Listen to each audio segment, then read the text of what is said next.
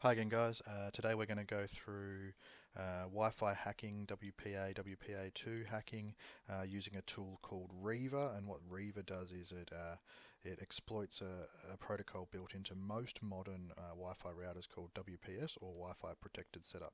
So this attack will only work on routers using WPS, which is Wi-Fi protected setup. And the way you can identify this is routers that have like a push button connect, or devices that say WPS enabled, and they let you just push a button and they'll communicate together, and you don't need to remember a password. So it was invented to make life easier, but it's an inherently vulnerable protocol. So the way it works is there are approximately 11,000 possible PIN numbers. They're 8-digit PIN numbers, and we're going to slowly work our way through all 11,000. So this attack, the positives are that it always works. Just takes a dependent amount of time. The negatives are that you have to remain within range of the Wi-Fi router.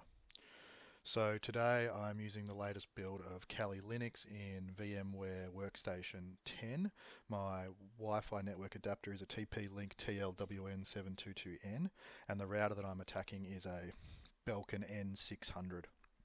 It's a pretty old router, um, but it's also quite common. So first thing we need to do is targets, and the way we do that is we first need to put our Wi-Fi adapter into monitor mode, so you can see that my adapter is WLAN 0.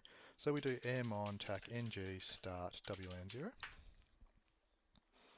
and now we've got monitor mode enabled on mon 0. Now what we need to do is we can see, using the aerodump tool, all the available Wi-Fi networks around us, and here you can see quite a few. Now this is going to be my target, and you can see I've called it test WPS, and I actually do not know what the password is. I tried to make this video about 3 months ago, but I had some issues with my Wi-Fi adapter, so I've got this saved, but I can't remember what I made the password. So what we need to do first is confirm that the Wi-Fi router we're trying to attack is using the WPS protocol. And the way we do that is we issue the command wash tac I mon 0, and this will look for routers using WPS. Give it some time, and there you can see that this is using WPS. So what this means is that only the routers within shown in the wash window are available to be using WPS. So the one I'm going to attack is this one here. And you also need to look here and see if the WPS has been locked. So the really easy way to do it is we do Reaver tac I mon 0 tac B, it's the BSS ID,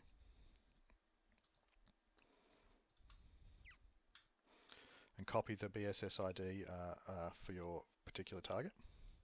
Then we do a tac capital S, tac tac no tac nax,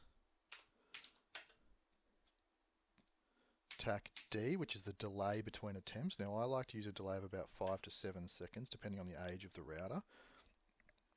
So we use a 7-second delay, and this means between each attempt we'll wait 7 seconds. And then we do a tac VV, and also do a tac C for the channel, and the channel of my target is on channel 2. And then just press enter. So basically what this is going to do every 7 seconds is it's going to work its way down and work through every possible WPS pin. So this can take between 8 and 10 hours, depending on your luck, essentially. So what I'm going to do now is I'm going to pause the video. I'm going to leave it running, and I'll come back once it's completed. Okay, we're back. Here you can see the Reaver output.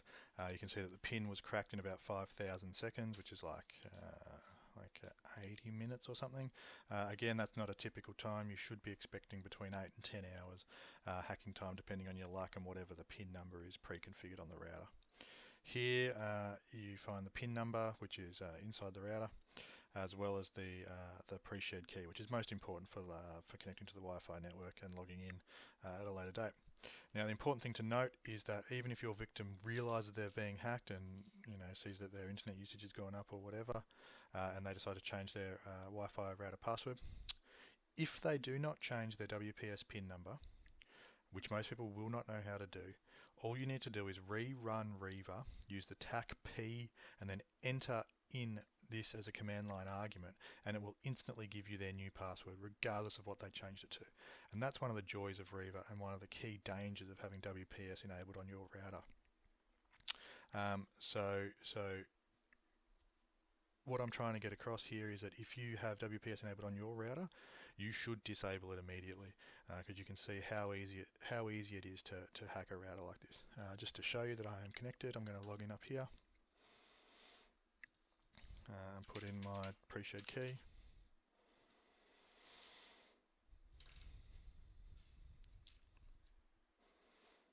Again, it's an old router, so it takes a little while to connect. But there you have it, I'm connected to the network. So this lets me browse the internet, download torrents if I like, or more importantly, connect to the router interface. Most people won't change their router administration password, and you could potentially run things like domain name spoofing, man-in-the-middle attacks, and credential harvesting. So again, the point of this video is if you have WPS enabled, please disable it, protect yourself, and as always, don't use this attack to hurt other people. Don't use it against routers that you're not authorized to access. I hope you enjoyed the video, and thanks for watching. Bye.